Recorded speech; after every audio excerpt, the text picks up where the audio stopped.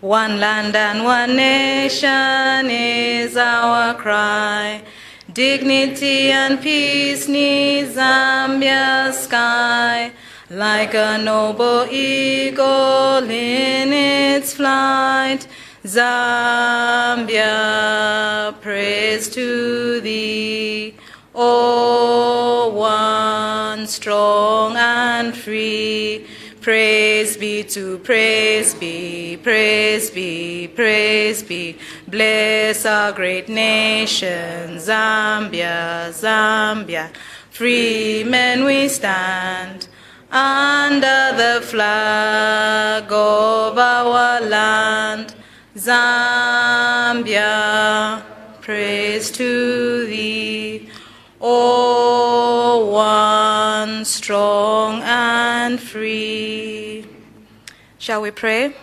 Our dear and gracious Father, we want to thank you for this day that you have made. We ask, Lord, that as we begin this national meeting, that you begin with us and end with us. We pray for our leaders, the Secretary to the Cabinet, and the DSC Fed, administration and head PTU, and we pray that, Lord, even as we deliberate one with another, you shall grant us wisdom, knowledge, and understanding. May we stand together in unity as we discuss matters pertaining to our great nation, Zambia. It is in the mighty name of Jesus that we pray with thanksgiving in our hearts. Amen. Amen. Kindly take your seats. DSC administration.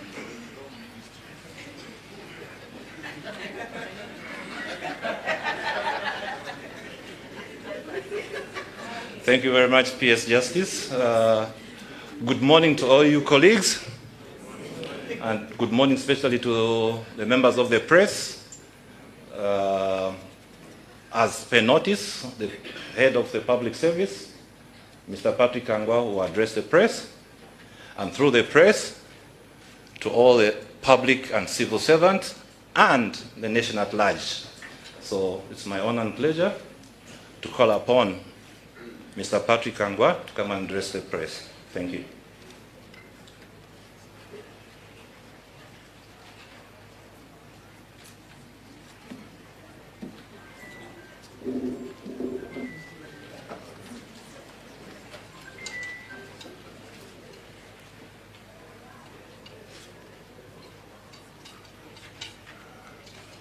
Please be seated.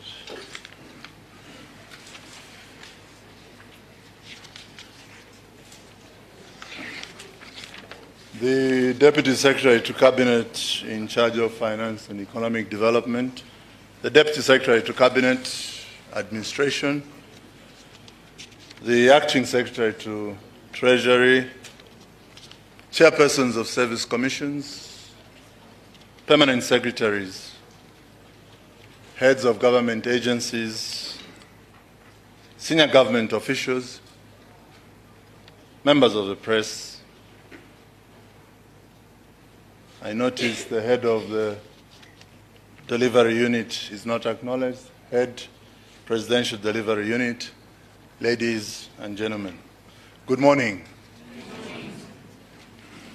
I wish to welcome you all to this morning's press briefing. This morning, I will address a number of issues pertaining to public service delivery. This arises from the press conference on matters of national interest that was held by the President of the Republic of Zambia, Mr. Hakainde Hichilema, at State House on Wednesday, 5th June 2024. During the press conference, the President addressed matters of national interest pertaining to national unity, rule of law, the fight against corruption, drought, and rebuilding the economy. During the address, the President raised concerns on a number of national issues and called upon the citizens to work together with government to find solutions. Accordingly, a number of directives were issued to the public service aimed at enhancing public service delivery in light of the matters of national interest highlighted.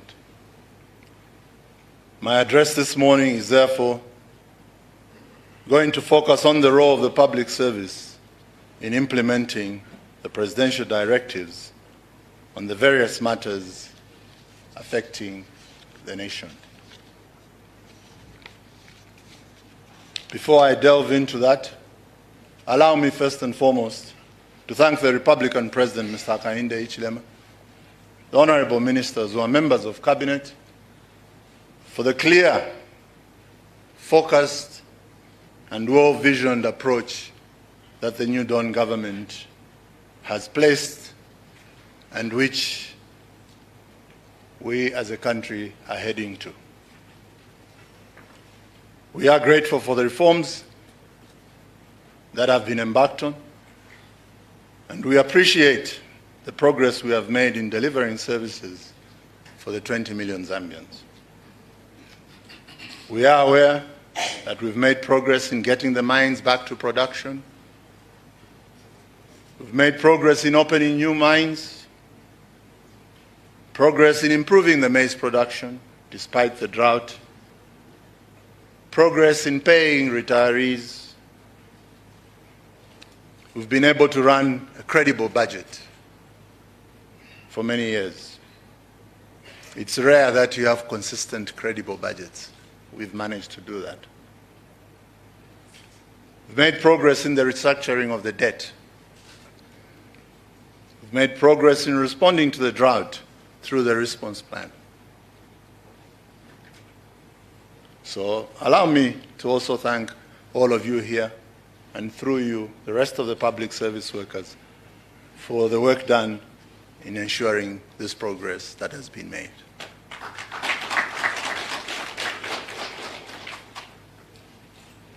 However, we are also alive to a number of challenges that we'll dwell into, some which the President touched on, but others of generic nature, the effects of the COVID-19, the debt burden that we've carried, the cholera outbreak, and now we have the drought. Ladies and gentlemen, I will start with national unity.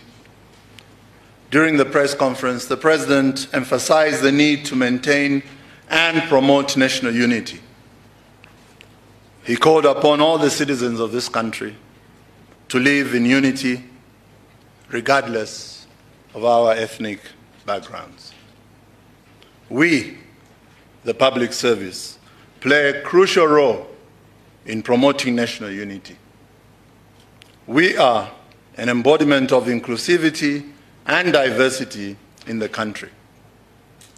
The composition of the public service should mirror the national character at all times.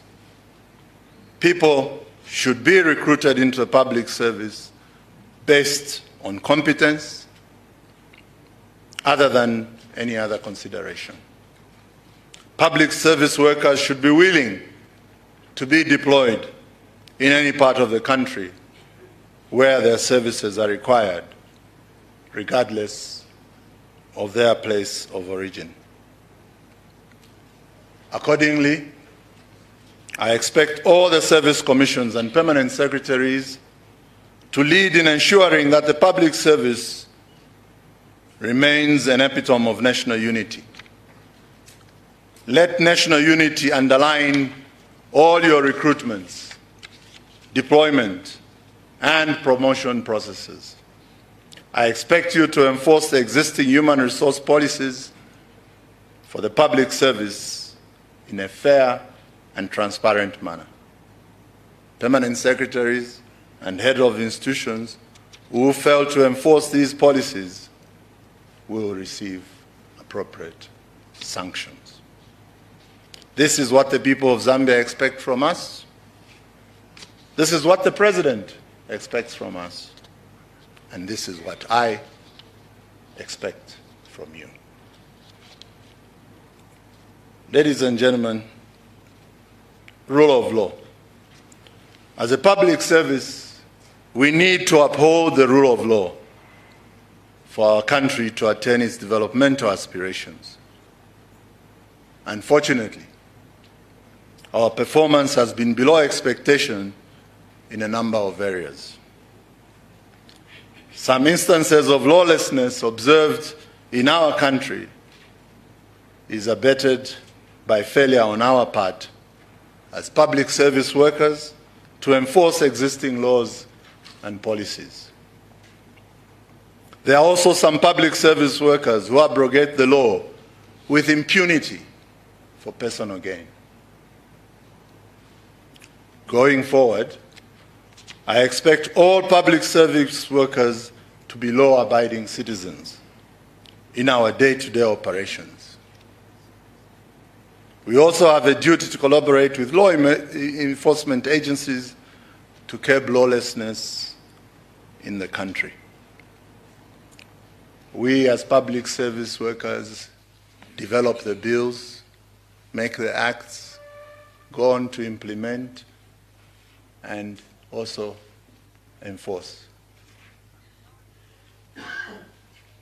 But somewhere down the line, we have stopped enforcing, we have stopped following the laws that we ourselves make. We are driving cars without number plates. We're driving on the wrong side of the road.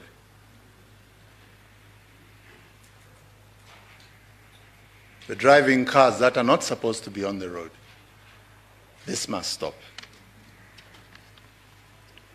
We must ensure that individuals and institutions are held accountable for their actions by reporting wrongdoing to relevant authorities. We must be above board at all times. The misuse of government vehicles, abuse of fuel, abuse of maintenance are all issues that must stop. The Permanent Secretary of Transport is directed to withdraw all competence licenses from all government officers except drivers. The 2018 circular is clear as to who should drive a government car and who shouldn't. I expect that to be done immediately, and only drivers should remain with competence certificates. Secondly, I expect government cars to be parked by 18 hours every evening. All government cars will be parked by 18 hours every evening. All those who are not entitled to personal to holder vehicles must immediately stop using vehicles as if they are personal to holder.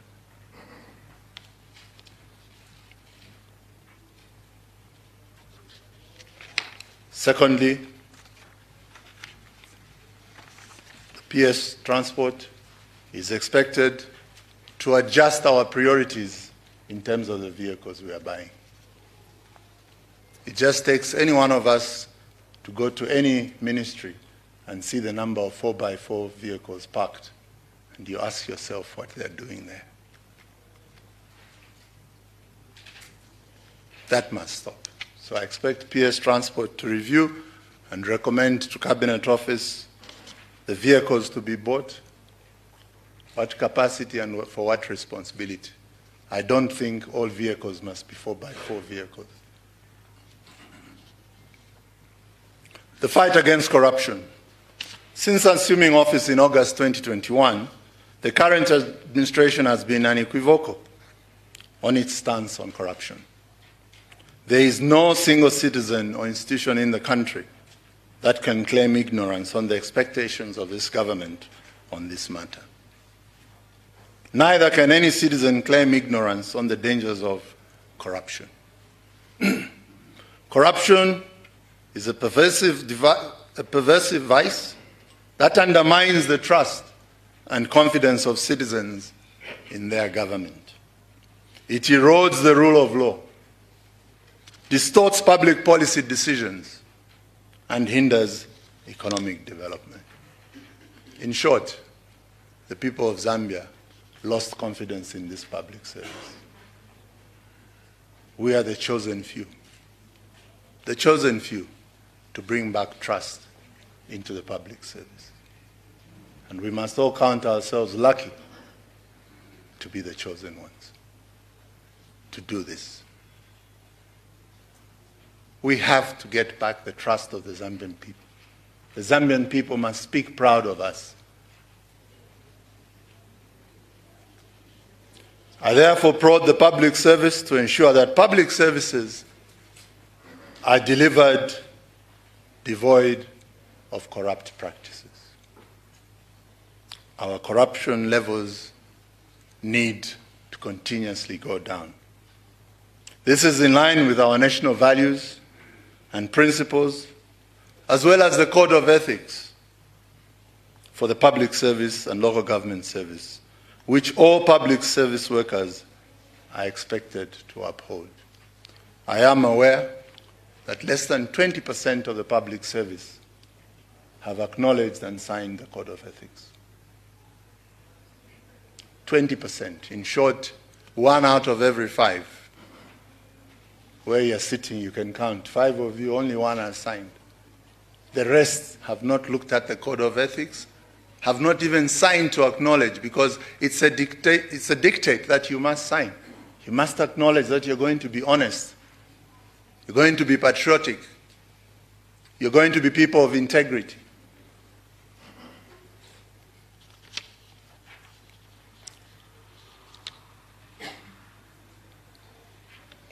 I urge all permanent secretaries and directors across the public service to work closely with the Anti-Corruption Commission in implementing the recently launched whistleblower policy in your respective ministries and institutions. When we joined the civil service, people would go and report a driver stealing fuel, an officer stealing paper, anyone abusing government, we used to go and report. Today, we don't do that. The public service sits, watch people do wrong, and look the other side. If we are lucky, you go and complain to the public. Time has come for us to act on any wrong we see in the public service. And that starts with me, my conduct, my attitude, and whether I uphold the Code of Ethics. If I abuse fuel, my officers will abuse fuel. If I go for fake workshops, my officers will go for fake workshops. If I make fake trips, my officers will make fake trips. It starts with me.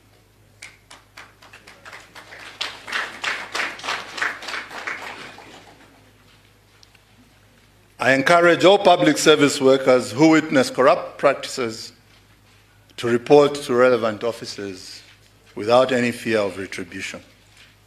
My office will do everything in its power to ensure that whistleblowers are not victimized.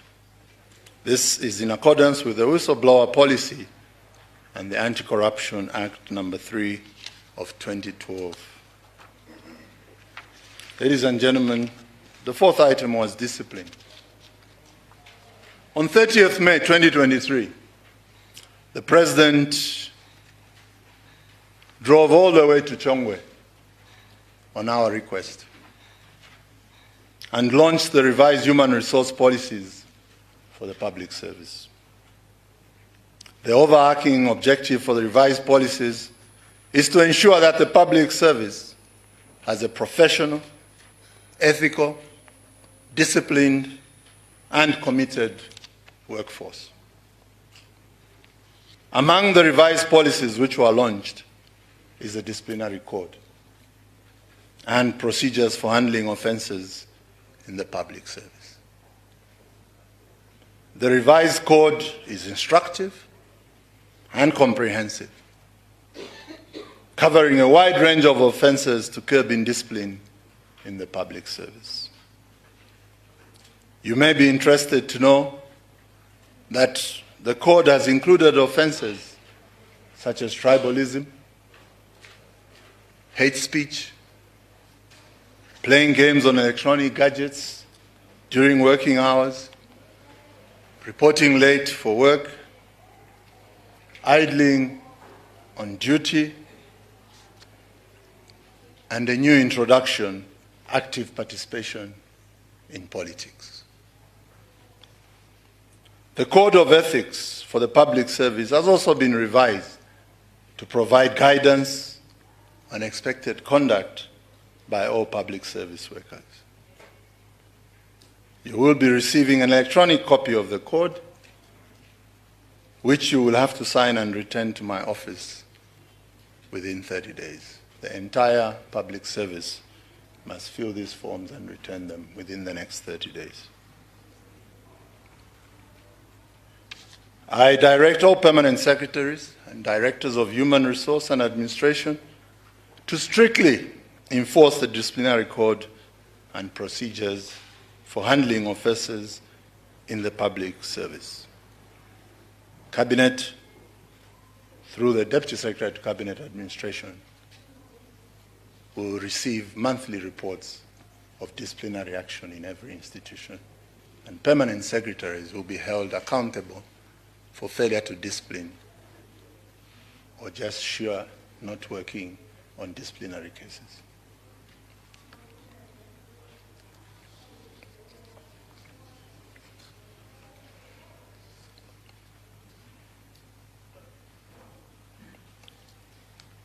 Now, controlling officers are expected to take sanctions on the directors. Directors are expected to take sanctions on the assistant directors when it goes down. I want to make it very clear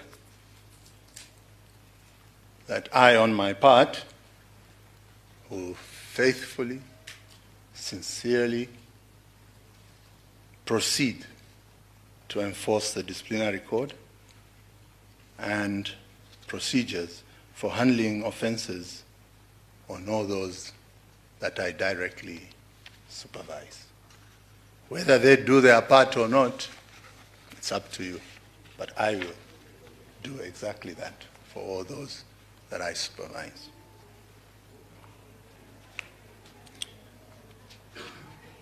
The biggest failure of the implementation of the disciplinary code has been the surrendering of officers. I had directed a few months ago that we stop surrendering officers and we take appropriate disciplinary action. If you decide an officer can't be in your ministry, why should the officer not be in your ministry? Does he come home late? Does he come for work late? Is he a drunkard? Is he a political cadre? What is it? What's the reason why you're surrendering? Or is it pure hate? What is it? We will not accept chairperson's commission, permanent secretaries, no more surrendering of staff. Every officer must be actioned on. Every officer must be labeled drunkard, lazy, thief, tribalist, hate speech. Label, charge, suspend. Those to be dismissed, we dismiss. We come to drought. The recently experienced drought has adversely affected the agriculture and energy sectors, among others. As public service, we have an obligation to help the country navigate the negative impact of the drought. We need to exercise prudence in the application of public resources by channeling the funds to the critical areas. I therefore expect all public service institutions to strictly adhere to the realigned 2024 National Budget and Cabinet Office Circular Minute number 10 of 2024, as well as any other circulars that may be issued to further provide guidance on the utilization of public resources. The realigned budget is expected to be tabled in the coming sitting of Parliament. The expectation of government is that the public service plays its part in ensuring that food is distributed to all the 84 districts severely hit by hunger. I wish to commend all public service workers through the DMMU who have contributed towards the distribution of food by the government to affected communities. Special mention here, the provincial teams and the district teams, and ultimately the national team. I have confidence that the Ministry of Agriculture, the Food Reserve Agency, the Disaster Management and Mitigation Unit, and other government departments will perform to expectation. We have the political will, we have the support from cooperating partners, as well as the competence and experience required to deliver the results. I therefore expect you to work together as public service workers and ensure that there is efficiency and accountability in the purchase and distribution of maize across the country.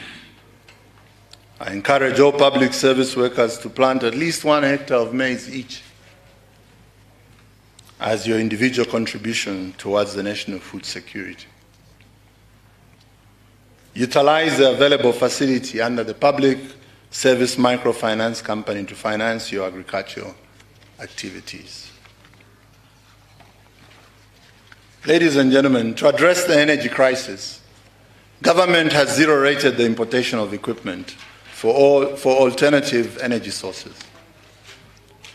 I expect all government ministries and institutions to adhere to the presidential directive of ensuring that all government buildings and offices have solar power systems sufficient to support operations in the absence of hydropower. Ministry of Energy, presidential directive was clear. All government offices must go solar. I have noticed that we're moving extremely slow, PS. The REA, Rural Electrification Authority, have been given this task, but I think we must double up and move very quickly.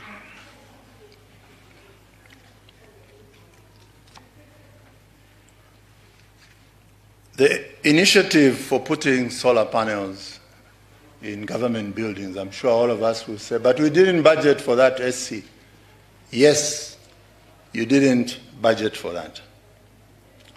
However, I expect that the money for this initiative will come from savings. These will be funds which have been saved from a number of steps.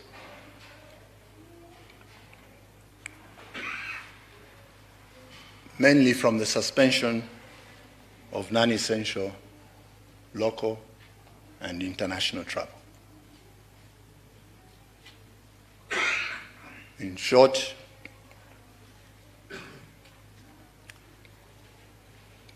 we are also stopping unnecessary workshops. We're going to encourage public service workers to work from their offices. When we are being employed, we are employed to work in offices. All of a sudden, the public service believes that you can't concentrate in the office. It ends today.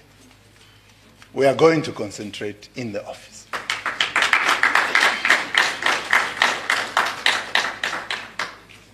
If you are too many to fit in an office, Cabinet Office has got a beautiful conference room. And next to them, we have Lusaka Province. PS Lusaka has even a bigger conference room. In short, let's go and hold our conferences in government buildings within the district.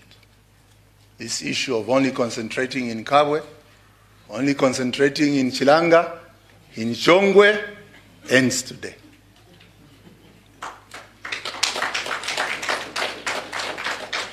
Cabinet Office will not approve any such requests. The amount of money we expect to save from the Acting Accountant General will be adequate for us to put up solar panels on each and every building. For example, business class is now 200 and what, P.S. Simpson? 230. So you can imagine 230,000 will buy solar panels and put them to Cabinet Office. No business class travel. I wish to appeal to the public service workers to adopt alternative sources of clean energy in our homes and cooking, and for cooking and lighting, among other uses. I expect all permanent secretaries and directors to lead by example. For cabinet, the ministers are leading by example. They are all shifting to solar and releasing the energy we have for the productive investments sectors. We too can make that difference. The PSP, the Public Service Microfinance Company, is able to finance solar panels, batteries, and everything. Please get in touch with them. I expect all permanent secretaries and directors to lead by example. We must reduce our reliance on charcoal as well, which exacerbates climate change. Before we ban the burning of charcoal, I am directing the permanent secretaries energy and green economy and environment to provide immediate alternatives to charcoal. Thereafter, we can then push the law enforcement agencies to enforce existing regulations and bylaws around charcoal burning and trading. We have neighboring countries where they don't burn charcoal, and they're still getting one. We can do the same. In terms of alternative sources of clean energy, I have been driving an electric vehicle now for how many months? Yes. 3 months. I've been driving an electric car, small electric car. It gets me home, it brings me back to the office. It actually brought me to the conference room today. It's possible. We as government can lead this exercise. I want to thank Cabinet Office and Ministry of Transport, the two who have got electric cars. Is there any other ministry with an electric car? Not even Ministry of Green Economy.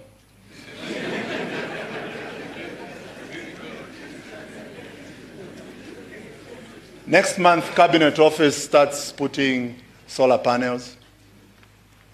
I haven't been to the filling station for 3 months. I've just been going to charge.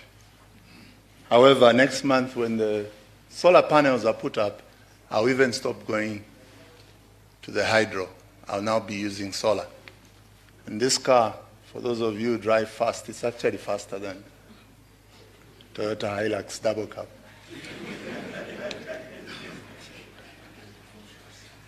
So once the panels are up, I'll be driving solar. I won't go to the filling station. I won't go to Zesco. I'll just go to the sun. We can all do that. And I think we should do it. So with this, I'm directing PS Transport to review the guidelines for procurement of vehicles by prioritizing the purchase of electric cars. 1. 2, smaller cars. What do you need a 4x4 Hilux to deliver mail? What do we need a Nissan Patrol to deliver mail? All our mail carriers should be on electric motorbikes, electric small little cars to deliver the mail. We will save a lot in terms of energy.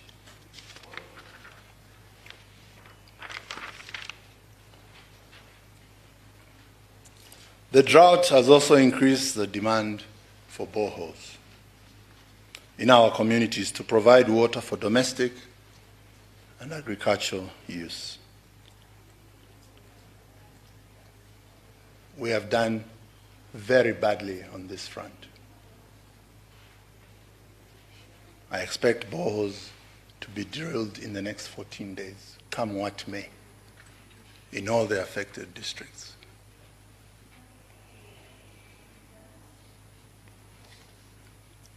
As public service workers, we should not connive with service providers in the water sector to exploit government.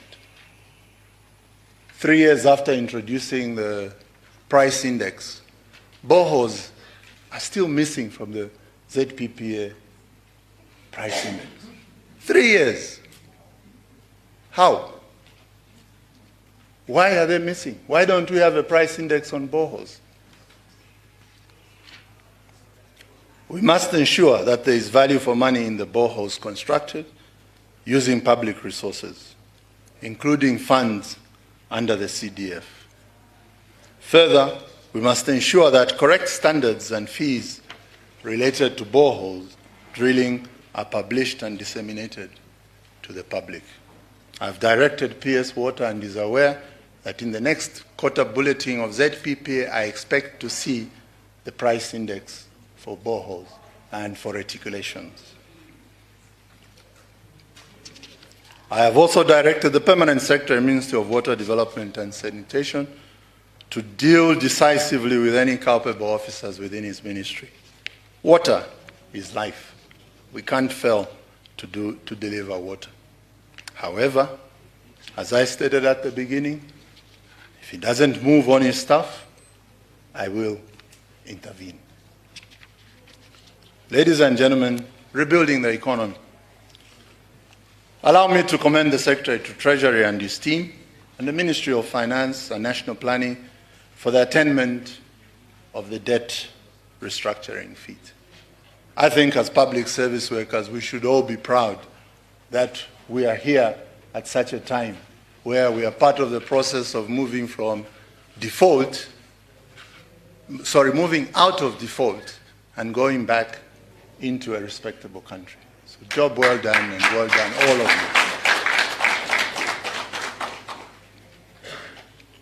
However, the work of rebuilding the economy has just started in earnest.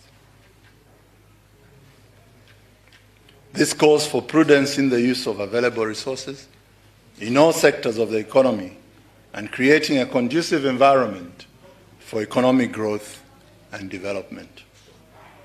As guided by the President, we need to shift our attention from consumption expenditure to investment expenditure. We must all be committed to reducing wastage, improving transparency, and ensuring that public funds are used for the intended purpose. My office will continue to guide and monitor all government ministries and institutions on these matters of national importance. I therefore expect all ministries and institutions, through the ministerial delivery units, to focus on the 5 priority areas to ensure timely service delivery. I encourage you to identify areas where you can engage in public-private partnership. This is a viable vehicle for financing development interventions. My emphasis here is that PPP is not an issue for the PPP Council only. It's not an issue for Ministry of Finance only. It's not an issue of Ministry of Justice only. You noticed Ndola Lusaka Road, that's Ministry of Transport. Each ministry here can do something on a PPP. PS Defense. Each ministry here can do something on a PPP and joint ventures. Why? All we've done is restructure the debt. Our balance sheet is still the same. So, where do we get the money? It's from the private sector. And in this vein, I want to make a passionate appeal to all of us that we are in these offices to serve the private sector. I know you don't like it, but that's the truth. Who grows an economy? It's the private sector. So why are we leaving private sectors standing 1 hour at the counter waiting for someone? 5 days you are not in the office, a person must wait. No. We have to change our approach. And our approach is that the private sector are the people who are going to change this economy. And it can only happen if we facilitate. I'm grateful to the PPDF, the PDU. We're doing very well in relating to the public sector. But I would like that to spread across all ministries. I would like ministries to go look at their ministerial delivery units, because in there you find PDU, in there you find PPDF, and let's deal with the private sector and look at what are the things we can do immediately to serve our people.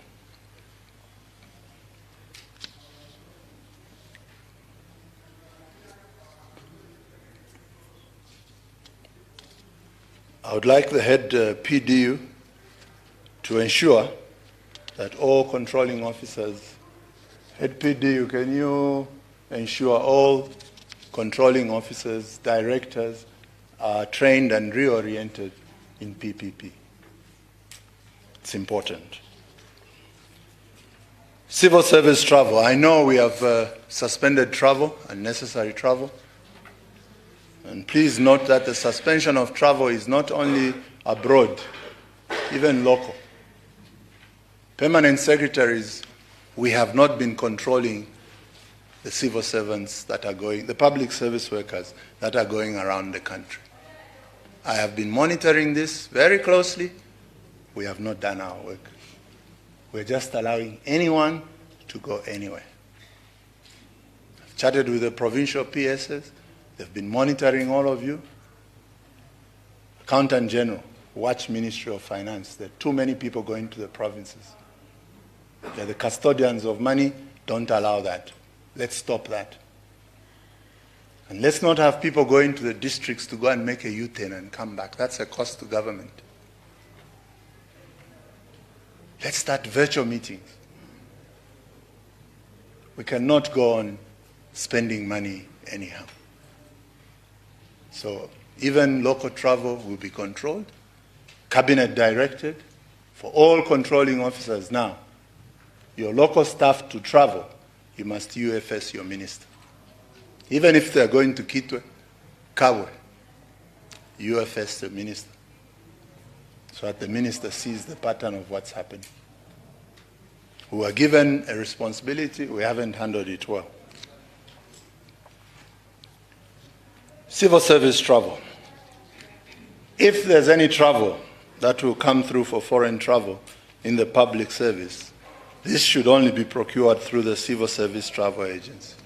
I am aware most of you controlling officers are allowing quasi-government institutions under your supervision to go and buy tickets anywhere at inflated prices. Some are even buying economy tickets at the price of business class tickets, just to siphon money out of the institution. You are the controlling officers. You are in charge of those quasi-government institutions. I expect you to direct all of them to Civil Service Travel Agency. This is aimed at regulating and harmonizing air travel to realize value for money. With immediate effect, any travel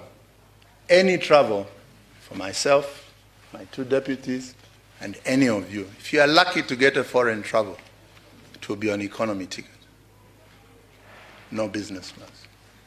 Those of you who believe it's your condition of service, yes, it is your condition. You're entitled. I will only approve those on economy, not those in business travel. In this vein, I wish to, is the Chief Administrator NPA here? She's not here. I wish to bring out to all of us a letter I received which made my day yesterday. It was a hectic day, but it made my day. The Chief Administrator wrote to us telling us as Cabinet Office that our DPP and the other officer who are traveling to Morocco do not want business class. Please make arrangements for us on economy. Those are the PSs we want. Those are the controlling officers we want. We can all do that, but if you can't, I will do it for you.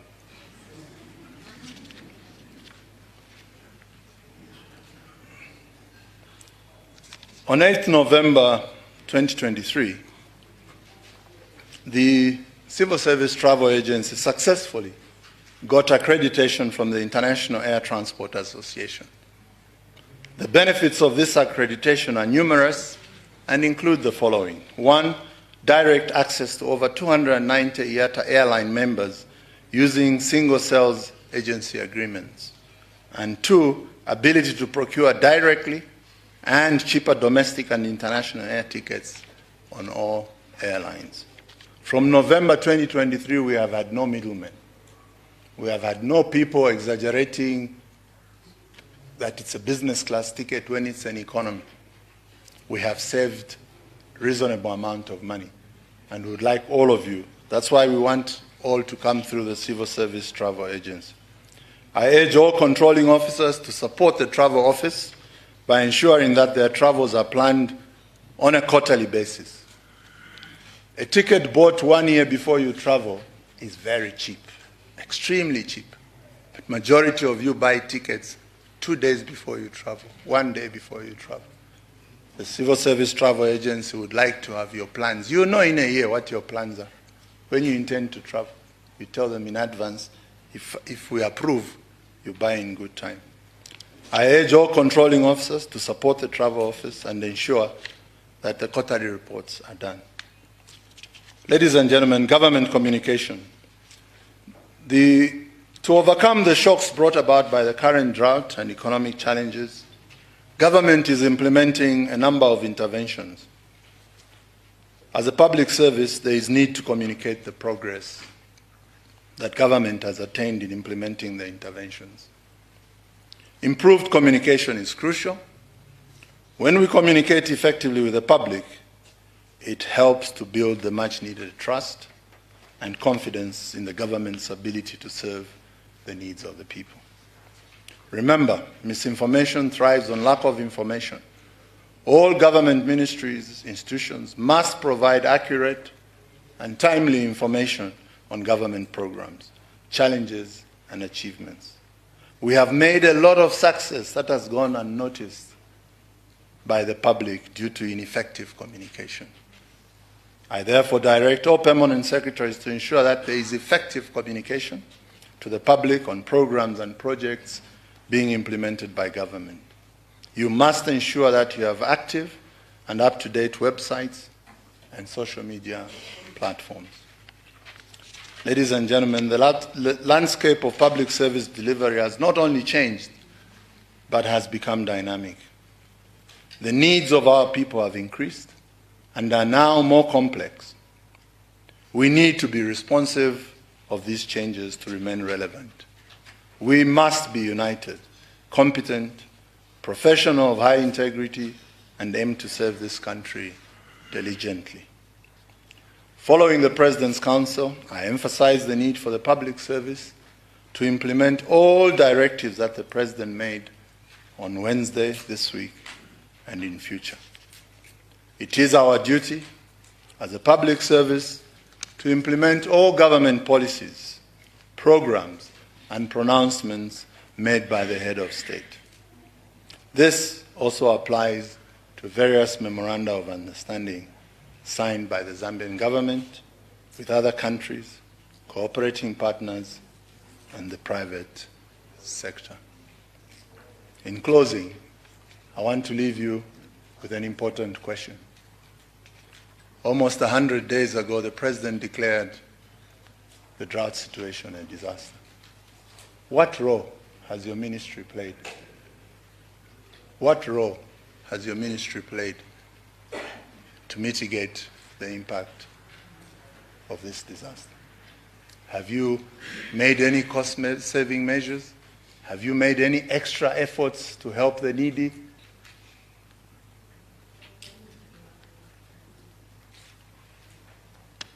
We'll be assessing the next 6 months, and we are in a disaster state until what date, National Coordinator?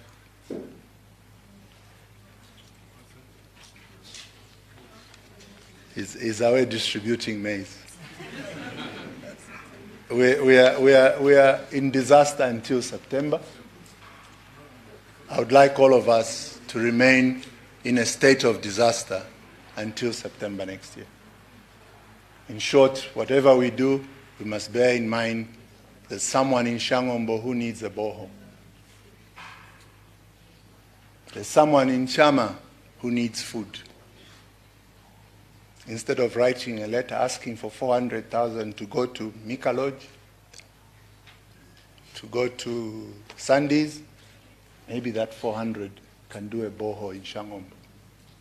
That 400,000 can do 1,000 bags of maize in another district. That's our role. That's the heart of a civil servant. That's the heart of the public servant.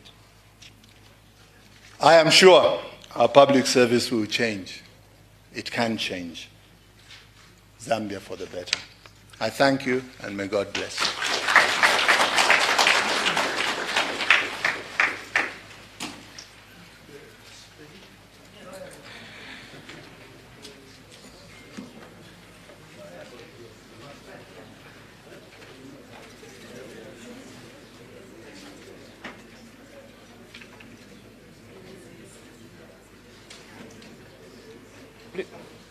Thank you very much. You may be seated. P.S. Kawana.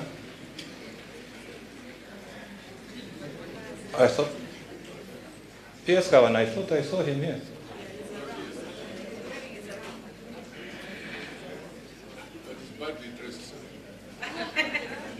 P.S. Kawana.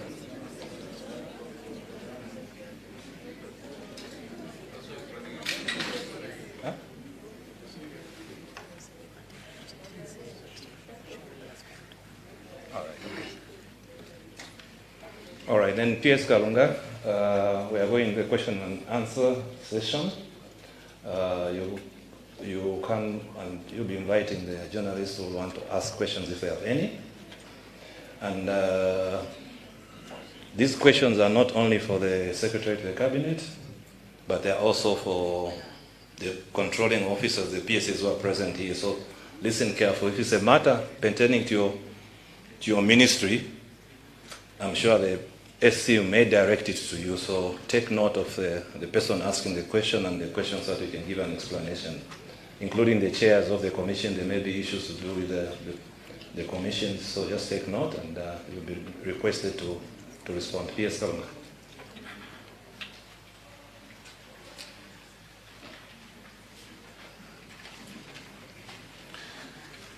Thank you, Essie, for the honor. Now, today is a press briefing. It's a day for the media. Media, this is a time that you've been given an opportunity to ask questions on what Secretary of the Cabinet has addressed. Any question, we'll take 3 questions at a time. The guidance will be, when you come here, you introduce who you are and which media house you are representing. And we'd like to allow many media to participate. If you can limit yourselves to 1 question so that we allow the media to interact with government.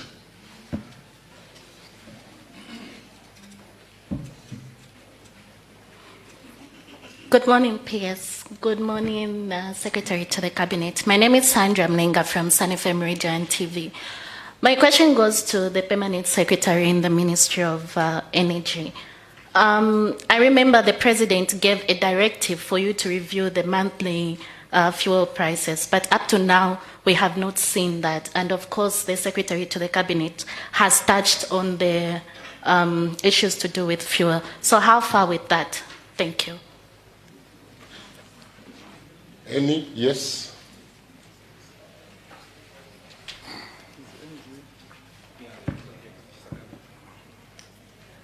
Thank you so much.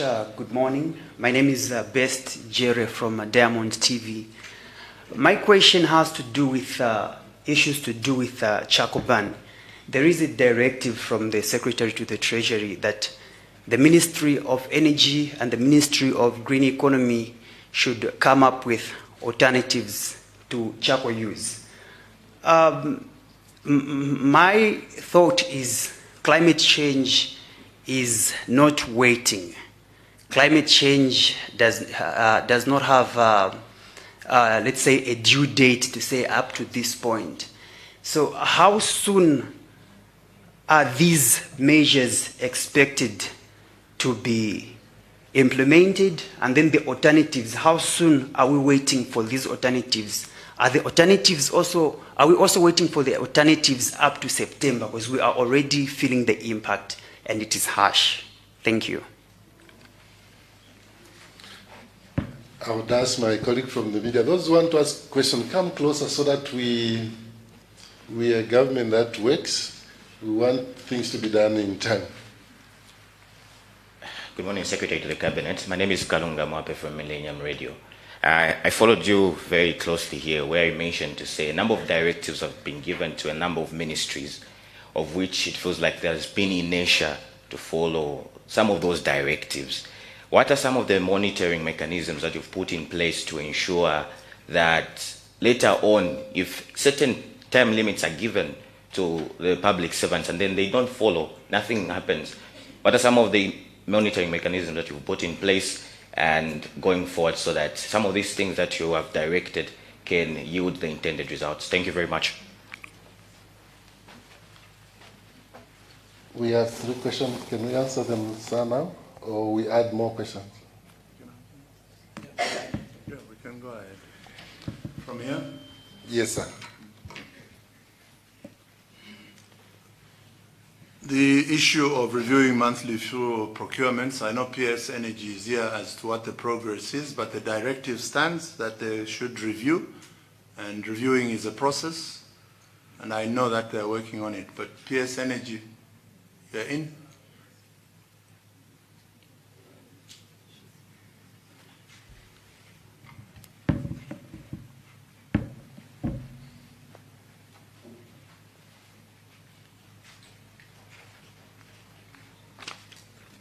SC, DSCs, colleagues, thank you so much, SC, for that answer. Indeed, we are in the process of reviewing to go to quarterly pricing.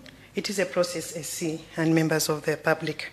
As you may know, all the fuel that we have in the country is imported. Therefore, the fundamentals are not squarely in our control.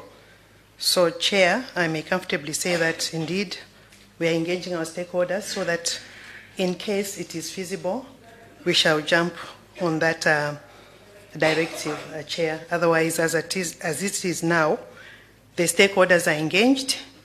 They simply say because the price, Chair, continues to fluctuate almost on each and every day, therefore to come and put a price after 3 months, Chair, it may be a very big challenge. Otherwise, we are looking into the matter. I thank you. Thank you very much. Just to assure you that the Deputy Secretary to Cabinet Finance and Economic Development monitors the review that is going through there, and my office is informed, and we have kept a tab on it to make sure that they move as quickly. It is one of the items under reforms in the energy sector, so we are monitoring it all the time. The second one was on the charcoal ban. How soon are they to be implemented? The issue of finding alternatives, PS Doubt, give us an update on where we are on alternatives to charcoal. Then after that we can comment.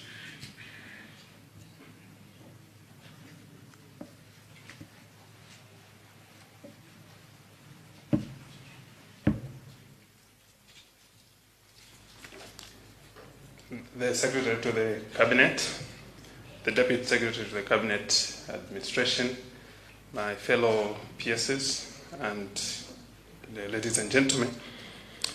Indeed, Chair, there is need to find alternatives to charcoal.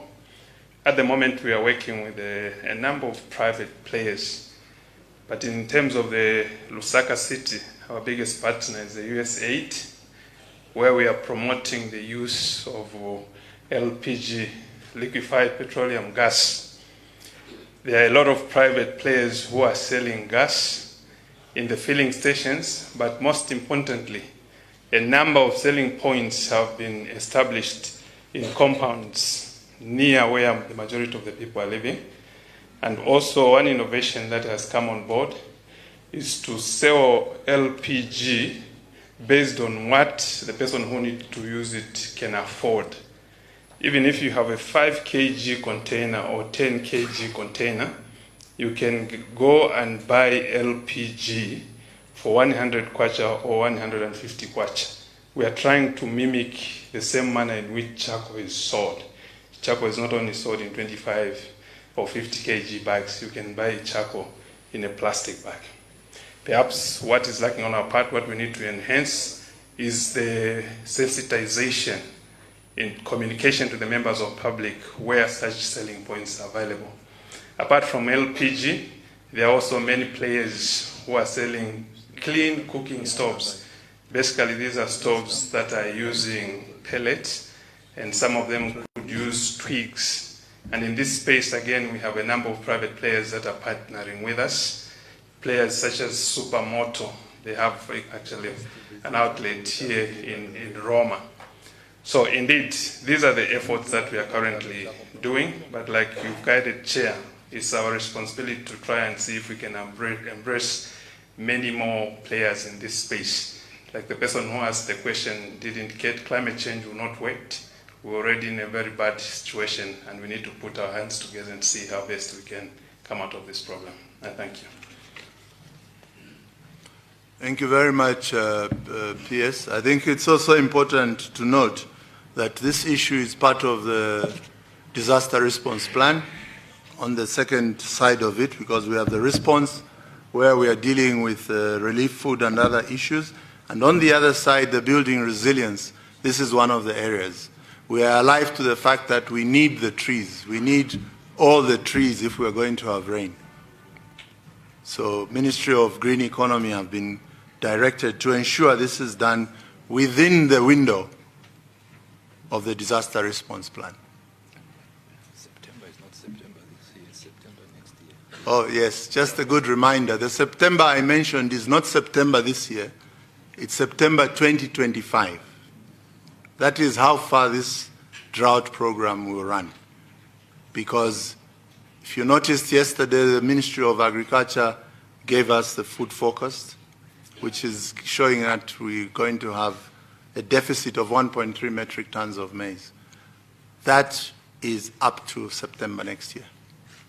Now, we have to feed the people, and I have confidence we're going to feed the people. We've done so well so far, and I think all of us must work together and do that.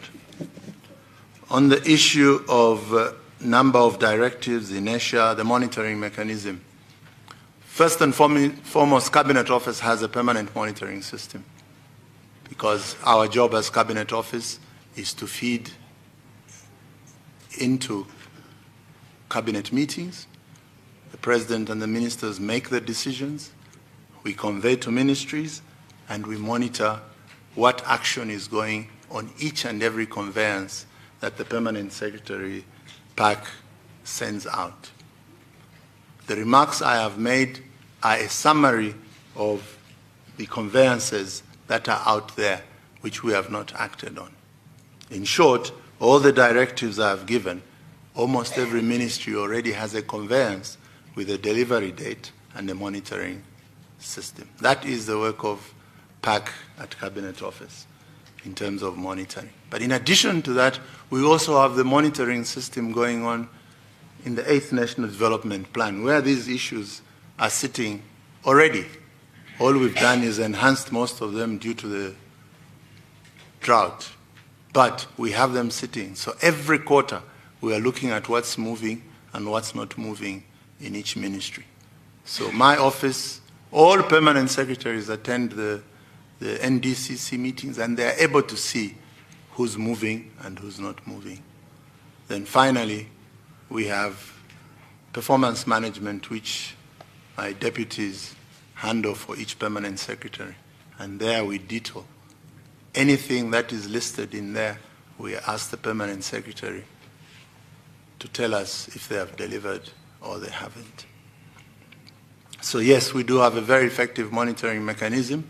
Is there need to improve? Yes, most of it is manual, and I'm grateful to National Coordinator Smart Zambia for the effort that he's doing to make sure that we digitize and automate all this, because once we do that, our monitoring system will be very good.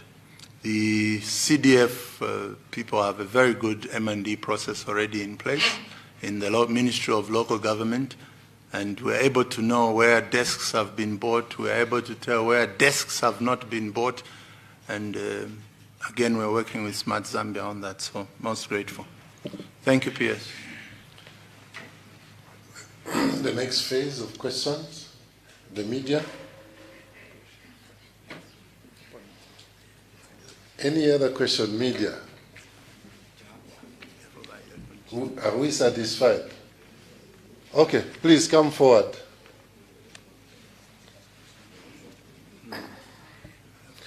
And any other who wants to ask, please come forward so that we do not waste time. Please. Oh, yeah. Yes. Okay. Thank you very much, and I've come back. I wanted to make a follow-up. You mentioned that a lot of monitoring mechanisms have been put in place, but some certain things have not been done in certain ministries, and that you alluded to when you're here. What action has been taken, and maybe you can take us through some of the people maybe that have been suspended and all those things, so that, yeah, we do understand. Thank you very much.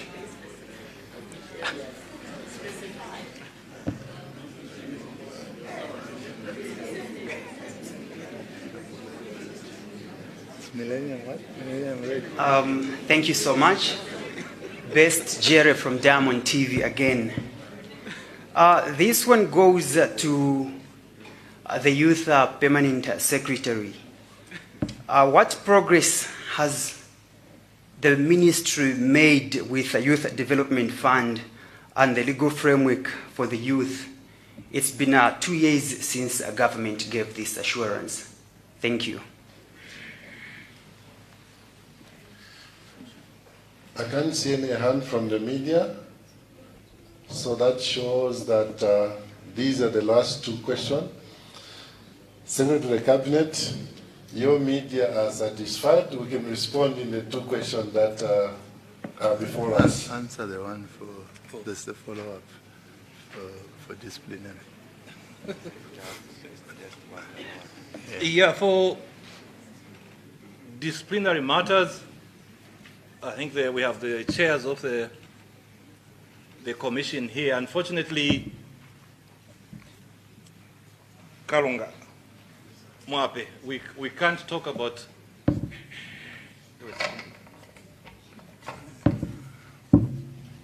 Are we okay with the feed? Or we're told not to use them. It's okay. Thank you.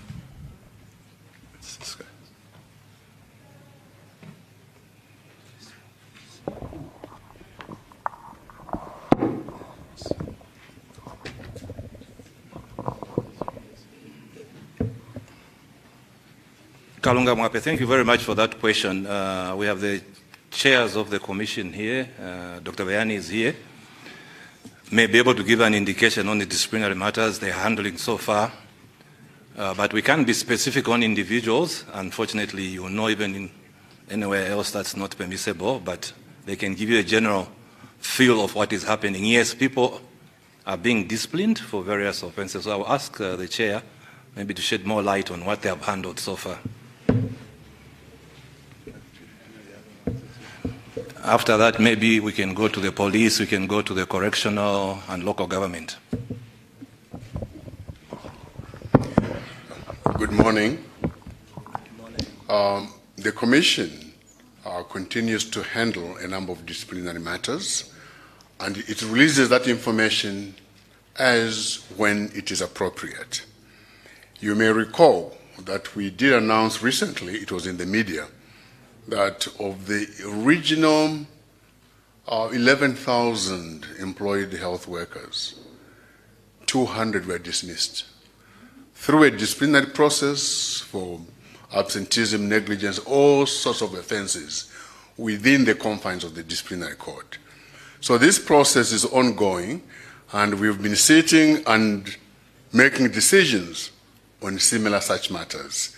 That information will be provided because we need to collate it, get the statistics right, and then bring that information to you in an organized manner. That we shall continue to update you. I thank you.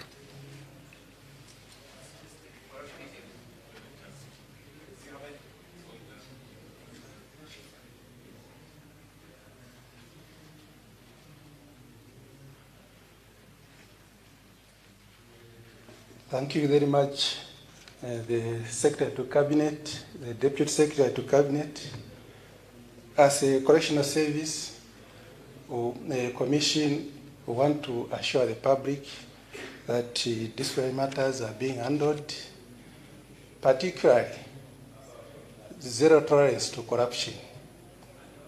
that one, I can update you that not a long time ago, maybe 2-3 months ago, we are able to handle those officers who were involved in corruption, and we dismissed 2. So that shows that we are not compromising on that, and we shall ensure that all officers adhere to national values and principles, and also zero tolerance to corruption. So we just want to assure you that we are handling all matters of discipline professionally, without discrimination based on tribe or race or gender, but we are fair. Thank you very much.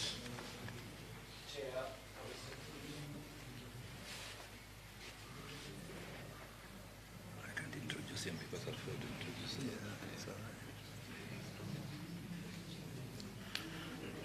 Thank you very much, Mr.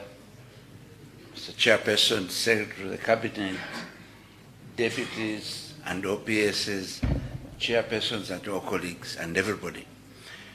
In police, the issues of discipline are a continuous process. When cases come, we as a commission look at them, follow the disciplinary code, and where we find necessary, we separate or dismiss. We work closely with the police command as well as the immigration command. All those found wanting, as far as we are concerned, are not tolerated. Of course, there are issues of appeals and all that, but we look at them and we function in such a manner to ensure that the law is followed, but those who have transgressed are dealt with. And it's a continuous process because, cases are happening from time to time, and we shall continue to do that. Thank you. Do we have a representative from the local government?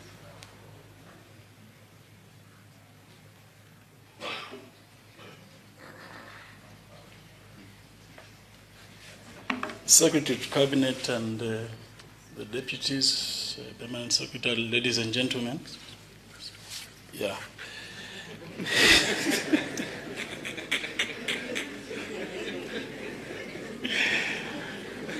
Essie, thank you very much. Going by the responsibility that we are been blessed with to now go decentralization, we have just come back from Eastern Province. There is a tool that has been touted between the Commission and the local government ministry, where we have underlined especially performance on CDF. But the bigger problem we have, SC, is a mindset change. As I talk to you, sir, 5 provinces of the newly recruited officers are now going through training. Our hope is that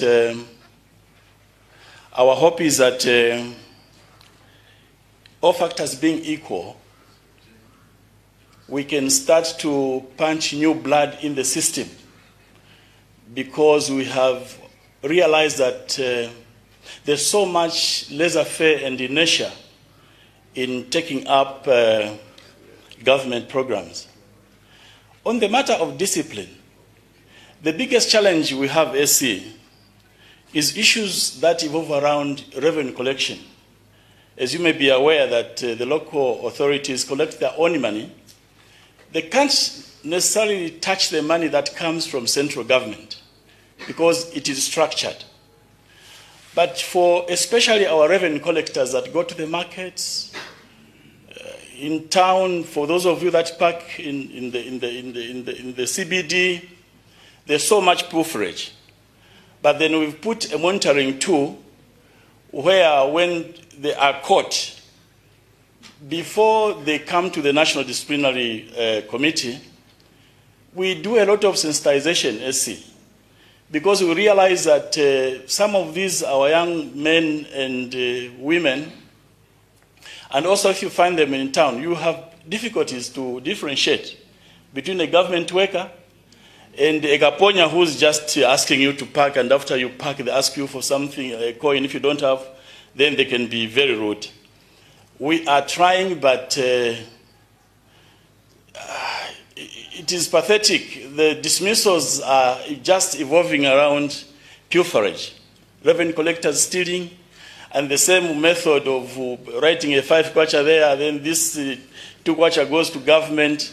That's the reason, SC, that we realize that we can change the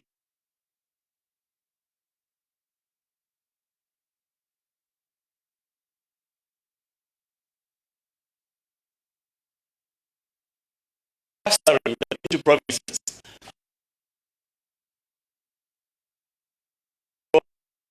An input there that going forward with this positive burden you've given us of receiving the officers from central government, we are going to achieve.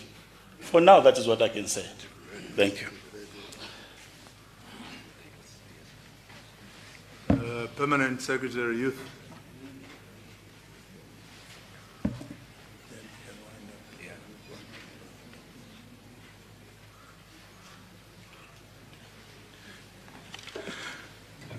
The Secretary to the Cabinet, the Deputy Secretary to the Cabinet, fellow permanent secretaries, senior government officials, directors, members of the Fourth Estate that are present.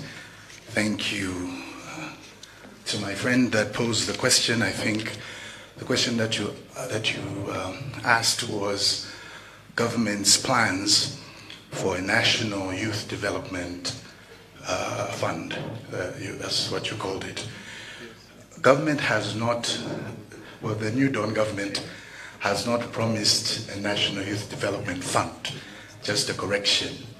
What we have is a national youth development strategy, which is an empowerment program that addresses the issues of youth empowerment, youth employment, youth entrepreneurship, etc. I think that's what you meant to say. I will say this, that because of the devolution, you have your CDF, and in the CDF there is a component there which is a 10% that is earmarked for youth empowerment in various constituencies. Part of that fund came from the Ministry of Youth, Sports and Arts. And so our role is that we are working multi-sectorally with local government to sensitize young people to ensure that they access that fund. But then we also have empowerment programs within the ministry.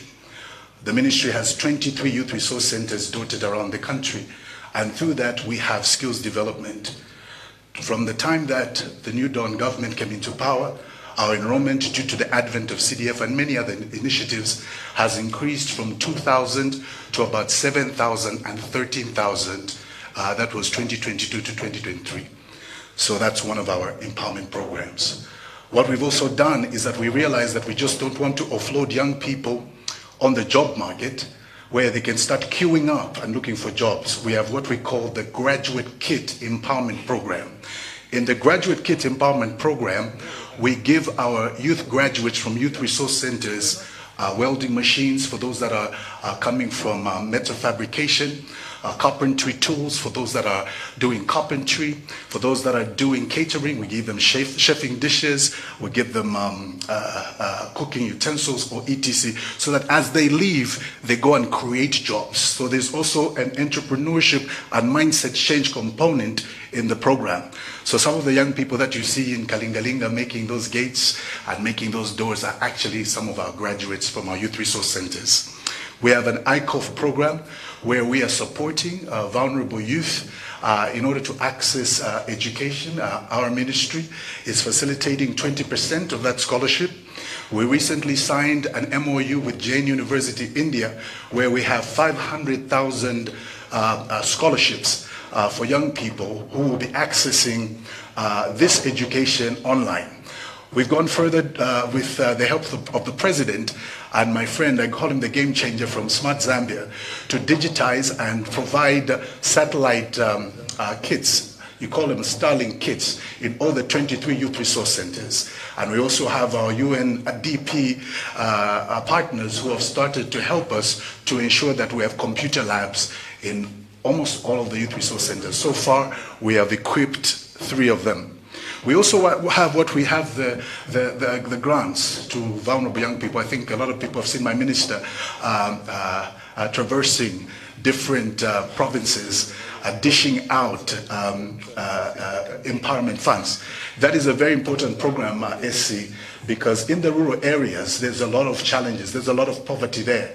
And our side is to ensure that we help even the most vulnerable youth in the most vulnerable places. So the grant program gives young people from about 500 kwacha to 5,000 kwacha. Now, these are extremely vulnerable youth.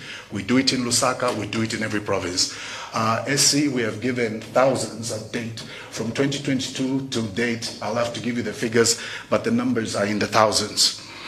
We also have our transport or multi-sectoral youth empowerment program. In our multi-sectoral youth empowerment program, this is where we give young people 60,000 kwacha maybe to start a barber shop, 50,000 kwacha to start maybe a salon. So far, we've given young people in Eastern Province 300 motorbikes. Northern Muchinga, we've given another probably 300 motorbikes. We've gone to Southern Province where we've distributed about 150. By the end of next month, we would have done about another 300, and we'll move to Western and every other province. We have an internship program where we recruited about 1,500 youths that are placed in various ministries that are there right now. The essence of this internship program is that we don't want young people, most employers, the first thing they look at when a young people graduates from school or college is experience. Now, to mitigate the experience factor, because when they come out of these learning institutions, they don't have experience. So the essence of the internship program is not like what has been popularized as stipend. A stipend is an incentive. The essence is to ensure that they have the necessary experience so that after 1 year, they become more employable. I can go on and on. We have several empowerment programs that we're doing as a ministry, and I would take up a lot of your time if I got into those. He talked about the legal framework. 2006, I think we had a youth policy in 2006. After that, the last youth policy we had was in 2015. I'm here to announce that we launched the 2024 youth policy, and so now we have a policy in place. SC, by the decision of cabinet, through your leadership and the great leadership of our President, Mr. Hakainde Hichilema, so it has been agreed that we will repeal and replace the NYDC Act. So now we're coming up, not only do we have a policy and an implementation plan to the policy, we also now are working on the legal framework. We have already done 2 benchmarking exercises with Kenya and Uganda, and we're looking at other countries, and we'll soon be repealing and replacing the NYDC Act. We also have a functional NYDC. I think the council secretary is here, and we'll be appointing a new board for the NYDC. The minister has given them new offices, new vehicles, and empowered them so that most of the programs that are being implemented by the ministry can be implemented by a functional NYDC. I submit, sir.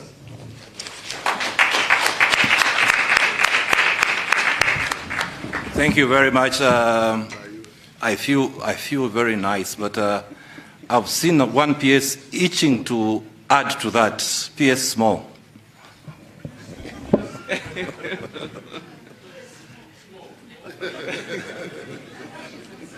She knows why. Thank you very much, Chair. Secretary to Cabinet, thank you very much. I just also wish to let you know that today we're very early and we've learned it the hard way. All of us were early today. Thank you very much, PS Youth. That was very informative, very good information that you have given to the media. But we are not going to remain as Ministry of Small, as we are called. We are also called Ministry of Tamangas.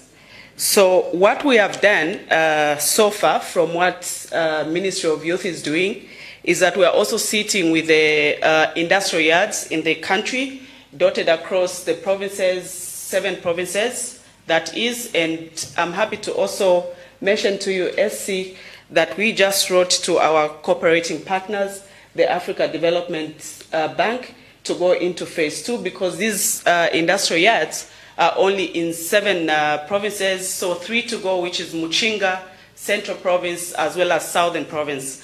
Now, what we are doing in addition to what Ministry of Youth is doing with skill development is that we are housing women and youth in these industrial yards with different skills. And these skills include metal fabrication, stone polishing, milling plants with the SMEs and the cooperatives. And I'm happy also to mention that with the drought that is currently hit the country, SC, we also are housing the cooperatives in the Northwestern Province, as well as Luapula and Northern Province, where these cooperators are actually growing the cassava, which is a good crop that grows even in the drought season. This is just to cushion up on the crops that are drought prone. And also to mention is that these cooperatives and the SMEs who are being housed in the industrial yards are not only going there to do their work, but we are also empowering them through the citizen economic empowerment programs. And I'm also happy to mention, SC, that we have not remained in the fight against drought. Currently, we are giving out loans through the CEC to the SMEs and the cooperatives with irrigation systems, as well as solar energy.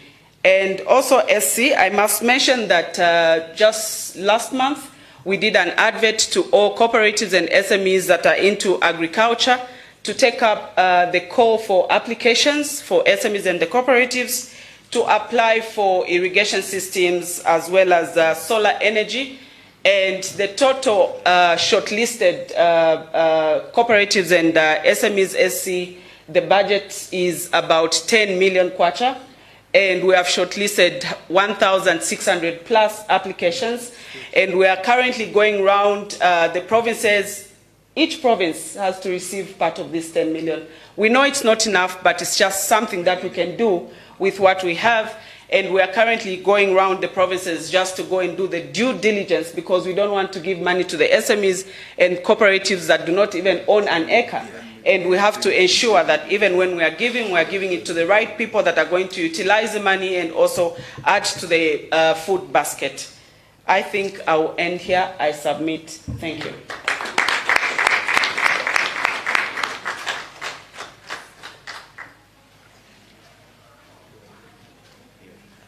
Thank you very much, PS Kalunga, and thank you very much for the PSs who came in to respond. It's really a new dawn. I feel proud to stand here. It's a new way of doing things. I'm sure in the past, as the Office of the Secretary of the Cabinet, he hasn't come out to address the press, a live one, but expect more of this to come so that the people get informed. But it shouldn't end there. The President did his part. The Secretary of the Cabinet has come to amplify on the aspect of implementation. But the PSS and the controlling officer, also you have to do your own in your own ministry with the staff. The same message, of course you have access to it, it will be given to you. It has to go to each and every officer. I know some are tuning, some are waking, they may not be live with us, but they need to get the same message. But also directors, that's why I was asking directors when I came earlier on. It didn't end with the PSs and talking to the top management. I want directors to own this. By the way, directors, you are the owners of the ministry. You are the permanent and pensionable. All these PSs are daily classified employees.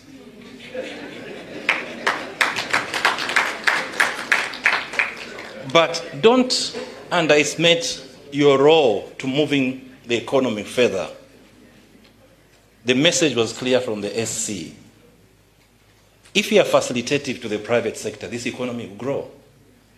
So stop being busy to receive a private sector person. We have to do your job most of the time. They come to us and they tell us, the ministry are not available. We've been asking for an appointment for the past 2 months. For us, they come within a day or two. They have seen us. How come we're able to see all private sector from all sectors? Well, you deal with a particular sector, but you are failing to meet them here. Big banners now. We are servants of these people. Our salary, to be better, we should be facilitative of them. Our salary, to mean a lot, we should allow them to produce more. And they can only produce more if we attend to their issues. PPDF was set by the president. They call for the meeting. Private sector come in numbers. Government side, PSS, you are here. Most of you, they complain that you are hardly available. You delegate your directors, director delegate to assistant director to the principal office. No effect. They go there, no, I can't comment, no, I have to go and consult. The purpose of that is you PSS to be in that meeting to make decisions. So I've made it a point. I've told PPDF that when you call for your meeting, I want to be invited. So that I provide the response on your behalf. And the consequences is that I'll report to the SC that your PSS are not there. We are doing their work. Maybe I should get their salary so that my salary becomes better. That's what we'll come to. So thank you very much. And to the media, I was very happy. I can see the value of having the media in the presence and asking questions. Diamond TV, you have seen what your question has done. It has opened up responses. I'm sure you've got more information from youth, small and medium enterprise. I know also community development, they are itching, they would have itched to come and say a few things. So there are many things happening, but we'll be coming back again after some time to keep on giving updates on the work, and our PSS have to get used to that. So what remains for me is to thank the Secretary of the Cabinet. SC, sir, thank you very much. The message is clear. We'll do the secular as usual and the matrix to all the PSS so that we monitor. The question of monitoring, after a thing like this, what our office does is to produce a matrix, which we send to all controlling officers, indicating which institution is doing what. And at some point, they have to give us a feedback. So we get to know who is working and who is not working.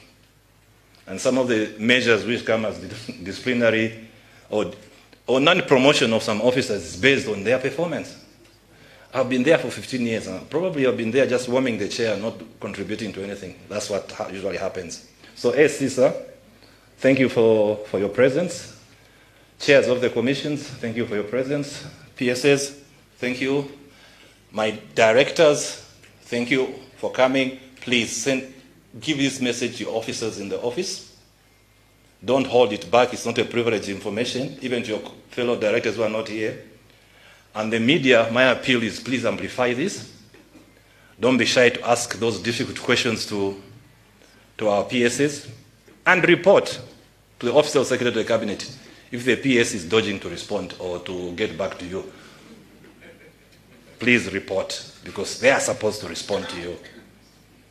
So that when you report to us, we'll compel them to give you the response required, so that you get to know. By that way, the public gets to know what is happening. I'll hand it over now to where we started from so that we end. PS Justice.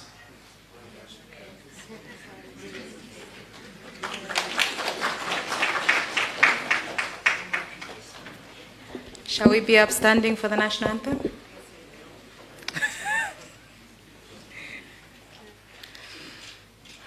Stand and sing of Zambia, proud and free, land of work and joy in unity, victors in the struggle for the right. We won freedom's fight.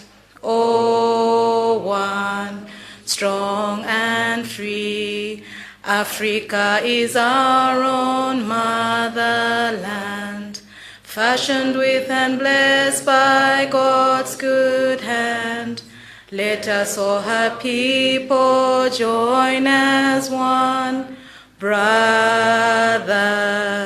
under the sun. Oh, one, strong and free, and one nation is our cry. Dignity and peace need Zambia's sky, like a noble eagle in its flight. Zambia, praise to thee. O one, strong and free. Praise be to, praise be, praise be, praise be. Bless our great nation, Zambia, Zambia. Free men we stand under the flag of our land.